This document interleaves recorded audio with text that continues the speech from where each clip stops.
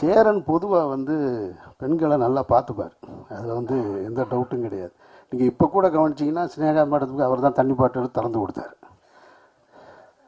அதான் நான் தப்பு, ஐயோ நீங்கள் நான் அடுத்து முடிச்சிடுறேன். ஏன்னு சொல்கிறேன், இந்த குற்றச்சாட்டு அவர்கிட்ட அவங்க உதவி இயக்குநர்கிட்ட இருந்துக்கிட்டே இருக்கும். ஆனால் நான் அதுக்கு காரணம் என்ன நினைக்கிறேன்னா, சேரன் நிறைய அக்கா தங்கச்சிகளோட அதிகம் பழகின ஒரு ஆள். அவர் வந்து நிறைய உறவுகள் வந்து அண்ணன் தம்பி அதிகம் கிடையாது, அவங்க வீட்டு உறவுகள் அக்கா தங்கச்சிகளோட அதிகம் பழகினது.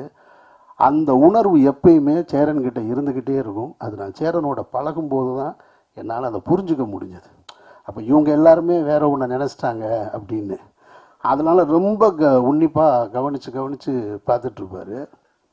அதுதான் சேரனுடைய மனநிலை.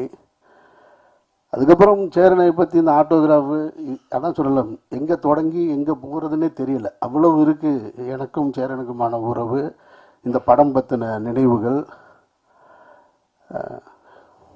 முடிச்சிடுறேன் நான். ஏன்னா எனக்கு ஒன்றும் புரியலை, எதையாவது ஒன்று சொல்லிடுவோமோன்னு ஒரு பதட்டமாக இருக்கு.